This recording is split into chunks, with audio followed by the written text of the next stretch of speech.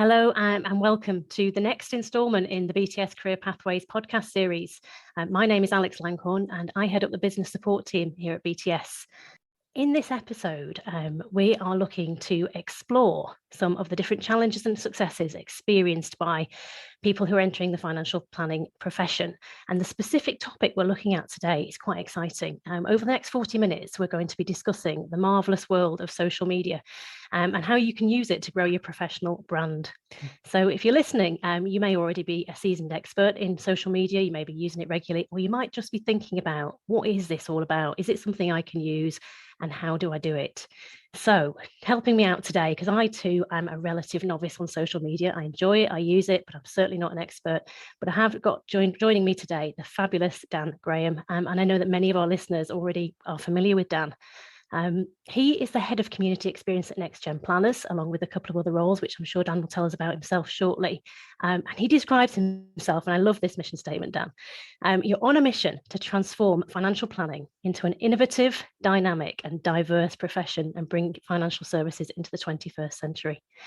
Wow. Yeah, big mission. That is a big mission, isn't it? So I'm really grateful for you agreeing to join the session today, Dan. I'm personally really excited to chat with you because I know for sure that I'm going to learn quite a bit in the next 40 minutes.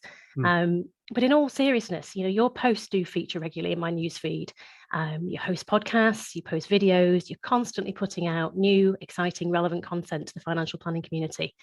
So for anyone that hasn't seen your profile online, where have you been? But for anybody who hasn't, can you tell us a bit more about the work that you do and the sorts of stuff that you do online? Yeah, so welcome everyone. Thank you very much for listening or watching or whatever it is. So yeah, I mean, I was working in a financial planning firm, qualified, everything like that, and then found that the passion was actually not in doing the financial planning. It was growing a community of financial planners. So that's where NextGen Planners comes in. So I've been there now for about 4 years. And it's my role basically to run the community, make sure everyone's enjoying themselves, but also on the social media side is to keep that relevance going. So that's probably why you see a lot from us. We tend to post, I mean, just because we've got the time, by the way, I'm not saying everyone should be able or should have to do this. We post about 3 or 4 times a day. Now, that is a lot, and that's very, very frequent, and I'm aware of that. But that's simply just because we have so much to talk about and so much to do and a big mission as well. So we have to do that. On the docVinci side, which I don't know if people in your audience might know about docVinci. If not, this is a good time to tell them about it. I was getting very, very annoyed at the stuff that financial planners were giving to their clients through no fault of their own. But, when we think of terms of business, when we think of client agreements, when we think of privacy policies, all that kind of stuff, it's, very, very, very dull. It looks like it's just being pulled out of a file cabinet and it doesn't have any inspiration in there. But this is often the first touch point that a client has with you and your brand. And if they think it's boring, why would they think they're going to get anything else other than boring from you? So we don't put a lot of thought into this kind of stuff, but I think it does deserve a lot of stuff. So that goes from everything right through from terms of business, client agreements, through the actual presentation of financial plans. And recently I've been working on websites and kind of marketing strategy with people as well, which is where the social media stuff comes into it. But anything to do with this kind of stuff, I am always excited to have a conversation about. So when you asked me to do this, I was like, yes, I want to do this desperately. So. Oh, fantastic. And we're so grateful to have this as part of the podcast series, because I know we've got lots of really keen people in the sort of BTS community who would like to do this. And we do engage quite a lot on social media as well. There's loads we could learn too from this session. And so I know we've got quite a few of our new financial planners in the BTS community who are keen to change the face of financial planning and to engage with clients in a different way. So this is not just about engaging with other financial planners and getting your first role, although that's a big part of the use of social media. It's also about how you engage with your clients and grow your client book, isn't it? Yeah. So I know there's lots of people interested in the topic. So some people love it, some people hate it, but I think it goes without saying that social media is one of the best places to promote a professional brand at the moment. So the aim of today really is to share some strategies that people can go away and implement from today. So starting from really basic stuff and then going through to some more ideas, some innovative things that you could be doing to use social media to grow your presence. But I think the first thing that we sort of need to cover off for anybody that might be thinking, gosh, what on earth is this all about? What is a professional brand? What does that mean? And why is it worth thinking about building one? Can you help me out, Dan? What do we mean, particularly in social media context? What's a professional brand? Yeah. So when people think of brand, I think a lot of people think of like colors and logos and stuff like that. And don't get me wrong, that's part of a brand, but a brand actually is way more than that. It's the way that you talk, it's the kind of message that you have. And I always like kind of think of it as the space that is left by others. So what I mean by that is if your brand doesn't look completely different to what someone else is doing 5 minutes down the road from you, as in they're doing exactly the same thing as you, but you look exactly the same as them, why would your target audience think of you as any different to them? So branding is not only the colors and logos and everything like that, but it's also the way that you stand out from other people. Now, you can stand out from other people in terms of the things that you say. So I don't think anyone would disagree with me that I'm not really afraid to say when I don't like something or when I'm not impressed by something. And that, makes you stand out because you go against the grain. But it's also, I think it's a community. So you guys, for instance, at BTS, you're growing a community around one certain topic, which is obviously passing exams and becoming the best financial planner that you can be. And that is a brand, creating a community of people around something that everyone has something in common with that makes you stand out from someone else who's doing another thing. And I think, to be honest, I think everyone has a professional brand. I just don't think they perhaps know it. And I don't think that everyone is using theirs just yet. So that is a kind of my interpretation of what I would call a professional brand. It's probably different to what some other people would call it, but that's generally how I come across this kind of stuff. Is I think the biggest thing is the space that is left by everyone else. And how to occupy that. Yeah. And it has to be noticed that you're occupying that. So a lot of it is about defining yourself, isn't it? Defining what space you occupy. Now, I'm hearing a lot of things in there that sort of cross over between the personal and the professional, because sometimes what makes somebody unique or a service provider unique is the people and the personal side behind that. Because there are different ways you can offer financial planning services, absolutely, but what makes them drastically different is the personal side, the way in which things are done, rather than the what. That makes sense. So personal sometimes comes into it. So when we're talking about this professional branding, are we talking about personal branding for individuals as well? Is that relevant? Is that something we should be including in this? So that is how I would think of it, is personal branding. But so professional branding, I would probably call corporate branding or business branding, for instance. And that's what we think of. So for instance, NextGen Planners has its own LinkedIn account, but then I've also got mine. Now we're very, very much aligned in the things that we like. Our values, like my values and NextGen Planners values, are pretty much directly aligned. Maybe a few things we differ on, but the majority of stuff we agree on. But that doesn't mean we can't talk about different stuff. So I would usually put the personal side down to things that you're interested in, your opinions, and personal accounts tend to get a lot more kind of engagement and a lot more conversation around the things that they're talking about. On the professional side or the kind of corporate side, as we say, so NextGen Planners, for instance, I would usually think that as somewhere where it's very kind of trustworthy and you're being there to show your presence. We do post a lot of content, obviously, but it's mainly to show people that we are there and to have brand awareness. So the lines get kind of blurred a lot of the time, to be honest. But I do think it's important to try and push for both, really. I think both of them are equally as important. They're just used for different things, really. They are. So for any individuals listening, thinking about their own branding, so say they're coming towards the end of their qualification, they're looking at maybe securing that first role, or maybe they've got a role within a firm and thinking, do I still continue to use my personal branding here now that I'm within a role? Would you say that's a good thing to do? Absolutely, yeah, because so this is like a phrase that's thrown around a lot, which is thought leader. And it's becoming one of the biggest things in not only our profession but pretty much in the world at the moment, is that people will want a service from someone that they have heard from before or that they continuously engage with.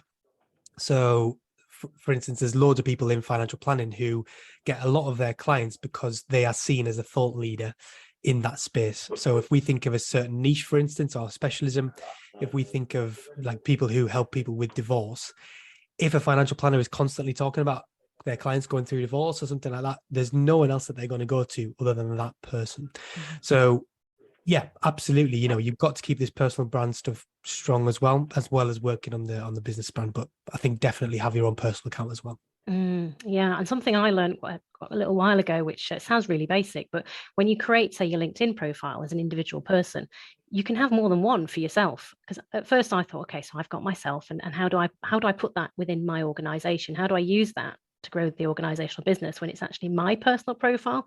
Because I joined LinkedIn many years ago when it was a bit of an online CV.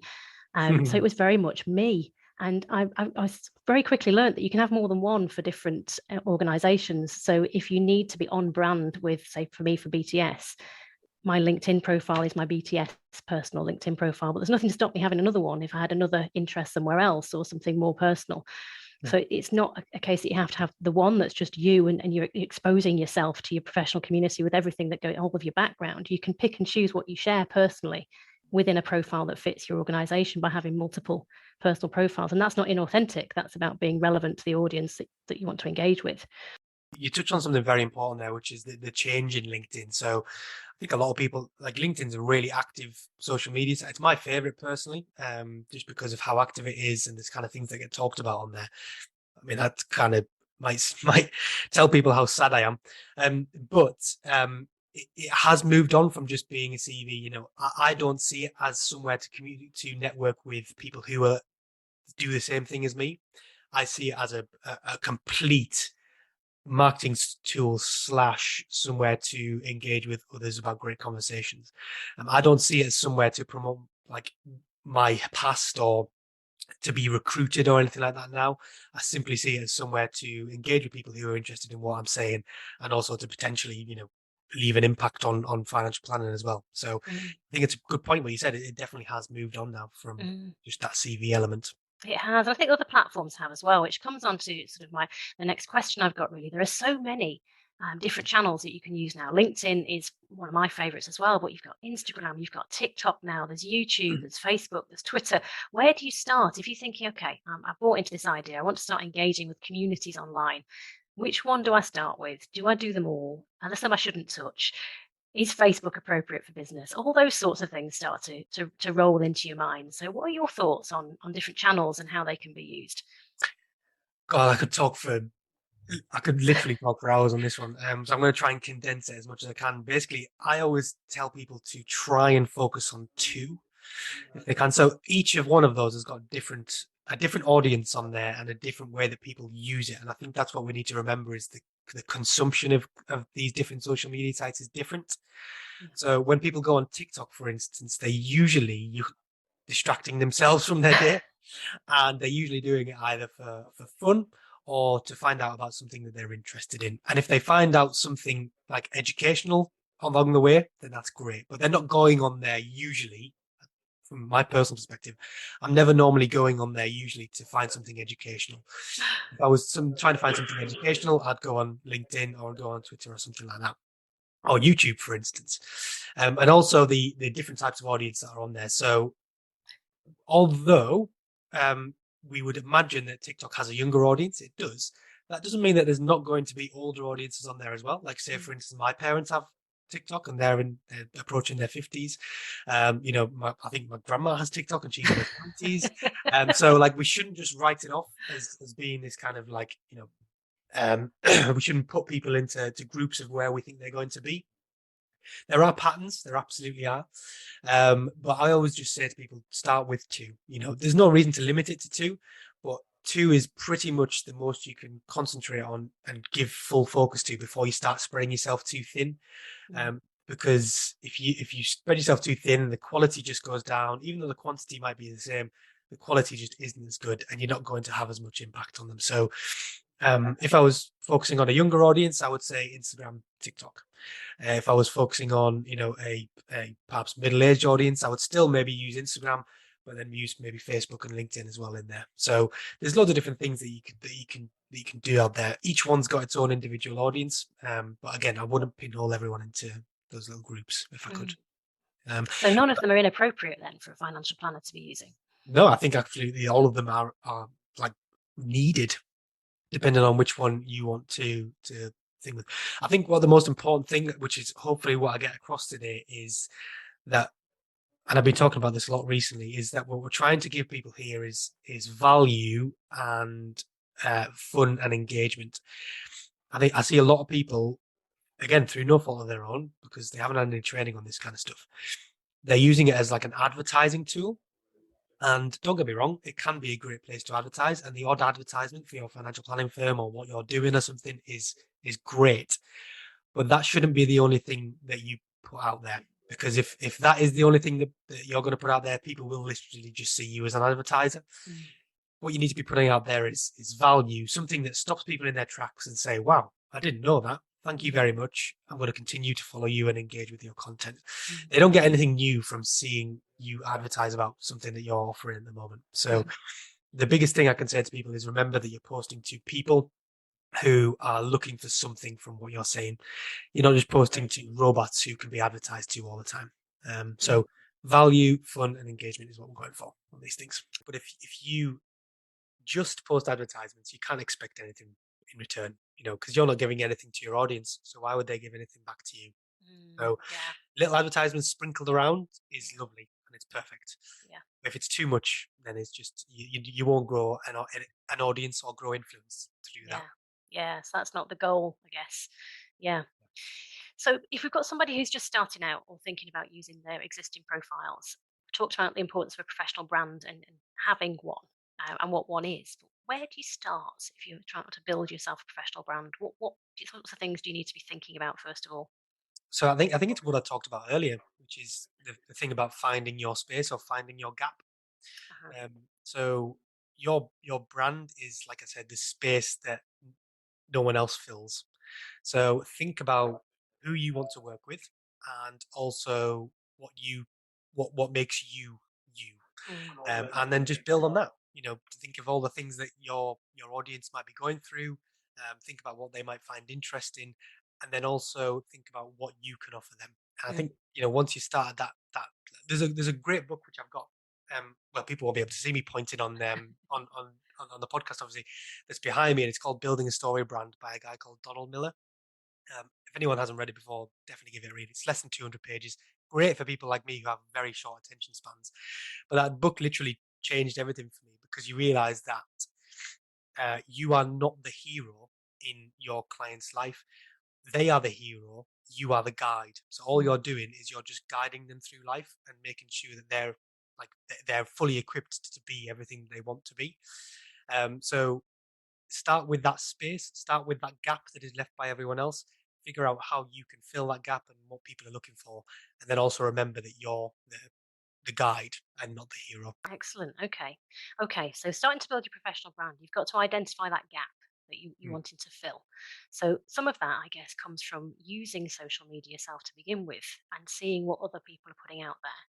I read somewhere recently that to become a content creator, you've got to be a content consumer first of all, which I thought was quite interesting. To actually start scrolling through social media in your breaks to see what sort of conversations are happening, which ones resonate with you, which ones don't.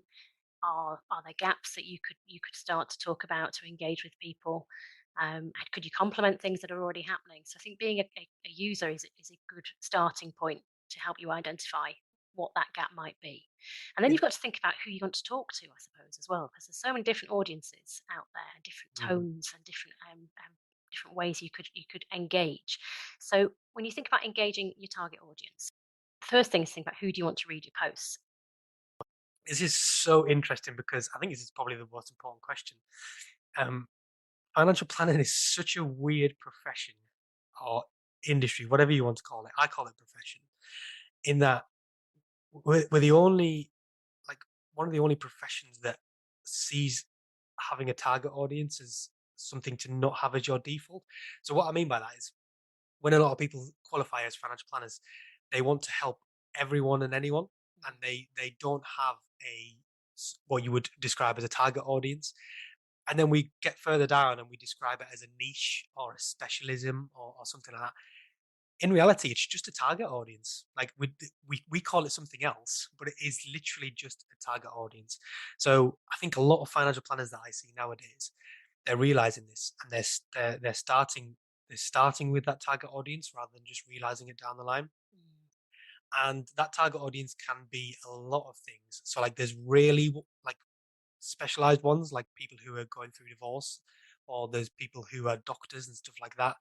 And then there's kind of more broad ones like business owners who are coming up to retirement, for instance. But it is so crucial to know who you're talking to, because if you're talking to everyone, I always say that you're talking to no one, because you're not going to resonate with anyone if you're trying to answer everyone else's questions.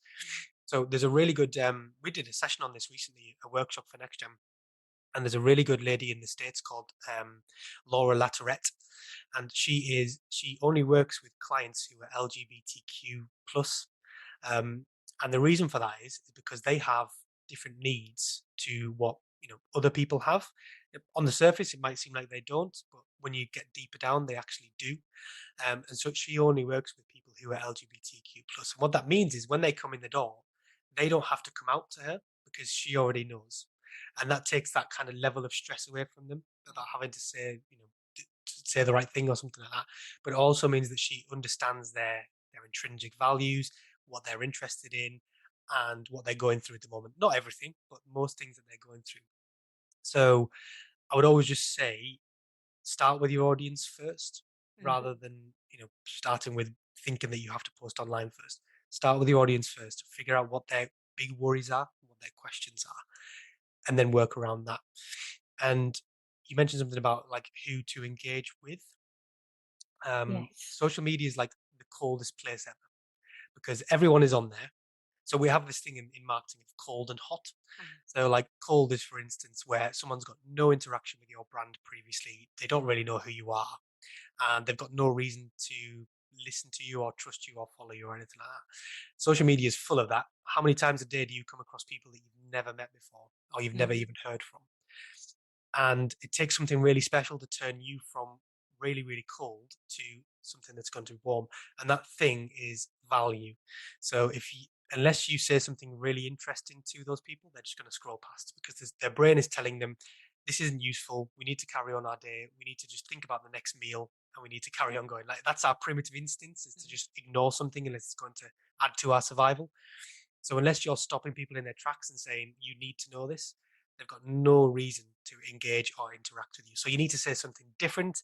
You need to say something interesting and something valuable to them. And I would just say to people, give your best stuff away for free. Like, why are we so scared to give our best knowledge and our best insights away for free? Because Google exists, and we shouldn't be trying to compete with Google because we're not going to be able to. So people can find out whatever they want to nowadays, but what they want from you is your perspective on that and how you can help them get from where they are now to where they want to be. So just give all your best stuff away for free. That's what I would say. I like that because a lot of people are afraid of that, aren't they? And they perhaps give little teasers as a way of what you might be able to get if you continue to follow somebody. The Mm. idea of giving away some of the best stuff for free. I mean, what do you think's the output for that? What's the benefit to you of giving that stuff away for free? It's value. That's what I was saying. So it depends the payoffs that you're willing to make. So if you're willing to give away some of your stuff that already exists out there, but your clients might not have heard it yet, um, you know, because your clients might not have heard it yet, that immediately increases your influence with them. So they can find it anywhere they want to. But if they hear it from you first, that is massive, and you're going to leave a massive influence on them. So that's the ultimate payoff. You just by giving your best stuff away for free, you've gained a new person of influence who's following you now. So that's why we're never scared to give our best stuff away for free, because that growing your influence, you literally cannot replace that. It's enormous. So yeah, I'd probably say that's the payoff. Yeah, it's almost I'm seeing sort of connections here between growing this idea of a brand having values behind it, which are essentially associated with the people behind the brand. There have to be authentic values. And then that in turn develops a trust in the right type of audience who share your values. And it becomes, as you say, this community who are reasonably loyal to that service provider. And obviously, it's a completely free market. People can go wherever they like. They don't owe you anything for giving away that stuff for free. But there's something quite human about having somebody you trust and staying with that because you know that the material has that integrity, has the same values as you. That's really interesting. Yeah, you're completely right about the community thing. Communities are becoming. I mean, obviously, I'm going to say this because of next gen, but communities are becoming just more and more popular and more. They're resonating with people more and more because there's more people on our planet now. The kind of smaller communities inside of us are becoming much stronger. So, local communities are on the rise again. People like financial planning community, like for instance, with our financial planning community, it's becoming more popular again because people are looking for that.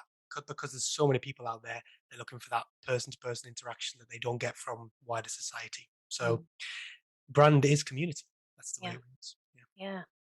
So if we're talking about putting some content out then that's giving some of your best stuff away for free, that's interesting, relevant to people, what makes good content? Because you can do videos, you can do text, audio, images. Different channels use different mediums quite freely. So Instagram's very video based, isn't it? Obviously TikTok's quite video based as well. LinkedIn tends to be a bit more text based, but there's also videos in there. What sort of content should somebody be thinking about making? What would be the best sort of stuff? Because this stuff takes time, doesn't it? So where's the best place to invest your time if you want to start putting content out? Should it be videos straight off, or is text okay? Is text dead? What should we be doing? Oh God, again, I could talk for hours on this question.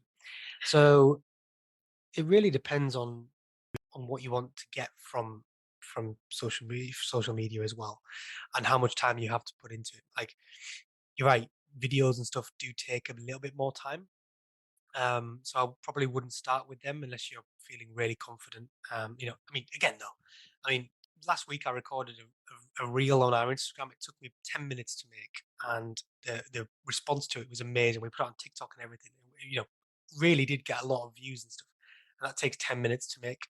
Now, I'm not saying it's going to take you guys 10 minutes to make because it'll probably be the first time that you've ever made one, so you'll be struggling with it and things like that. So it might take a little bit longer.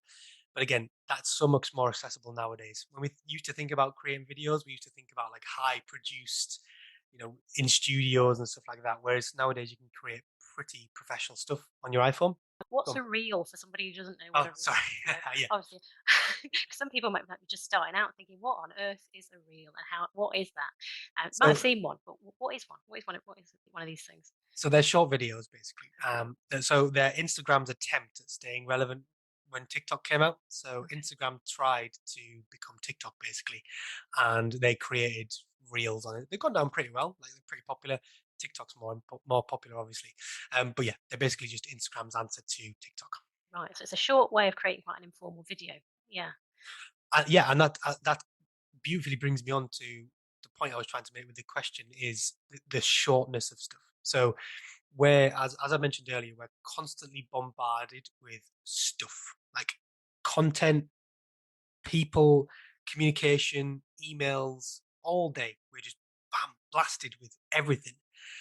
And your brain is just in overdrive all the time. It is literally just like trying to wade through all of that stuff and think, that's not important, chuck that out. Let's move on to the important stuff. Occasionally it gets distracted by funny things like on TikTok and stuff, for instance. And occasionally it will come across something and say, hang on a second, stop in your tracks because that's important.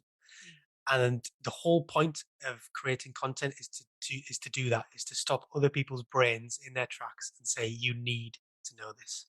So I'll see a lot of people who will on LinkedIn, for instance, they'll just put a link to a blog and then they'll wonder why they don't get any reads or any like views or anything like that on the blog. It's because blogs are somewhere else. So LinkedIn will penalize you for not using organic content on LinkedIn. So what I'm trying to get across here is create organic content. So don't just borrow other people's stuff. I see a lot of people reposting content from other people. That's absolutely fine, but it shouldn't just be the only thing that you post as well. So come up with your own stuff. It's not hard nowadays. You can come up with your own stuff. It might take a little bit of time, but it's definitely worth it. Again, the point before about not just posting advertisements, that's absolutely crucial. Make sure that you're offering your audience some value in something. And I think the most crucial thing is don't just create stuff because you've been told to, or because because you feel like you need to. If you do that, then that will make you hate social media. If you see yourself, if social media for you is eating the frog, then you'll never love it, because like it becomes a chore. So post stuff when you're feeling creative, or create stuff when you're feeling creative. Whenever any good idea pops into your head, write it down or come up with in a video or something like that. Don't try and force yourself to do it, because again, you'll just fall out of love with it really, really simply. And when you asked a question about short posts, yes, short posts, we always like to limit our stuff to less than 250 words. Simply because we're just so busy nowadays. We're being bombarded with so much stuff that it takes something really special for someone to stop in their tracks and read something longer from you. So meet them where they're at. Post something really, really short, really insightful. It doesn't have to be massively life changing. It can just be one small tip on how they can get better. Yeah. That is, that's going to make them stop in their tracks immediately. Yeah, so short, digestible content. This is a lot like learning materials, isn't it? It's got to be short, it's got to be bite size, it's got to be something you can dip in and dip out of at a time that suits you. So I'm liking this idea of videos now being more accessible as well, because we all think about putting videos out as a piece of content. And then again, I come from that old school view of you've got to have the right lighting, you've got to have the right setup, you've got to have the right camera, you've got to have the scripts, you've got to have and edit it all later on. But you see more and more raw videos on LinkedIn and TikTok now that are literally just face to camera, 10 minutes, somebody sharing an insight. Is that okay in a professional arena? Is that, Yes. yeah, nothing to stop us doing that. And this kind of touches on the compliance side of this as well, if we want to get boring. Just a quick note on this. Yeah, this is really important, I think. Yeah. It is. So there's actually a lot more freedom than people think there is. So as long as you're not promising something unreasonable to your audience, and as long as you're not saying we're going to give you 7% return on your investments every year, something like that, usually a lot of stuff goes. As long as you're keeping it to stuff that's actually useful for your audience, and you're making sure to put those right warnings into place. So if we still think of financial planning as this kind of old boys club of people in suits and overly professional and uber kind of boring, then we're never ever going to bring financial planning into the 21st century. So if we want to bring ourselves into the 21st century, we have to do this. It's not that we can do this, it's that we have to do this we have to get more creative with the way that we talk to our audiences. Absolutely, yeah. I think the compliance thing is really interesting, because I have spoken to people recently who've said, I really wanted to post this online, but my compliance team stopped it because they didn't want it to be seen as constituting advice, for example. And that's a fine line to walk, isn't it? So it's sharing content that is relevant to your audience, but you're not actually giving advice in that arena. So it's definitely something to be thinking about, but not to let it stop you posting. There are certain like lines that you have to draw between advice and guidance and that kind of stuff.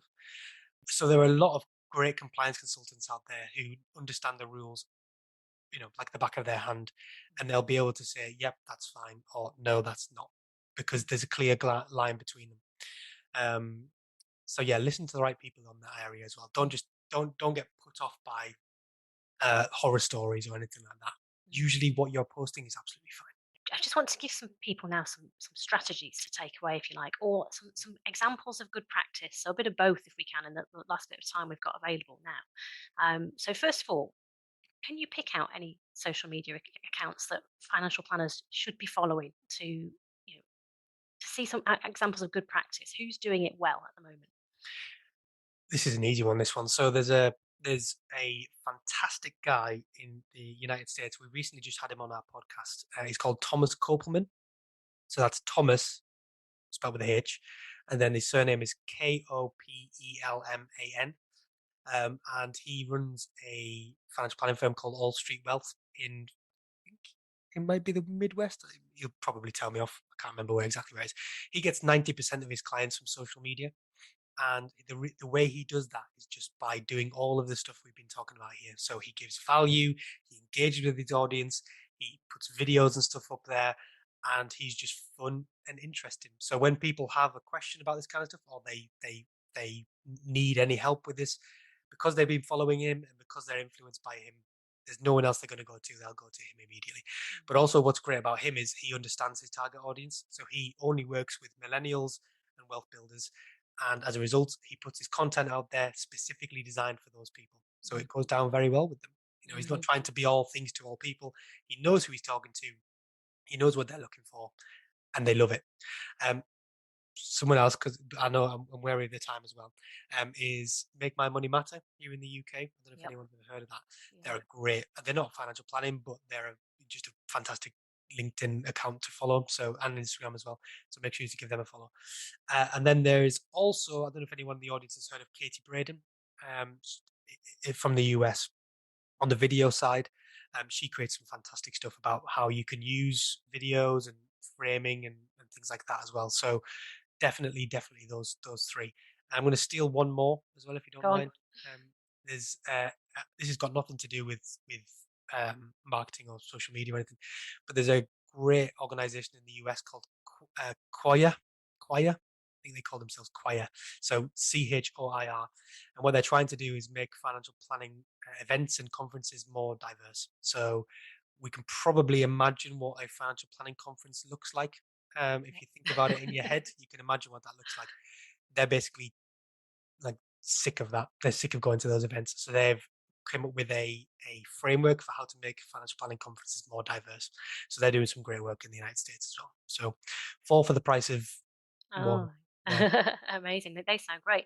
And we'll grab the links from you if that's okay, so I can share them with as part of the podcast that people can follow those. It's always good to have, we say, not to copy, not to wish to want to be, but to see good practice, who is doing it well, and what does good look like, and then how am I going to put my brand out there.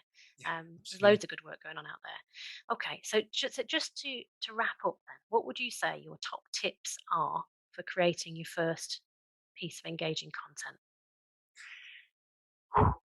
This is the biggest. This is the one that people have been waiting for, isn't it? So it kind of touches on everything that we've been talking about today. So make it organic. So don't just take someone else's content and copy it, or repost it or something like that.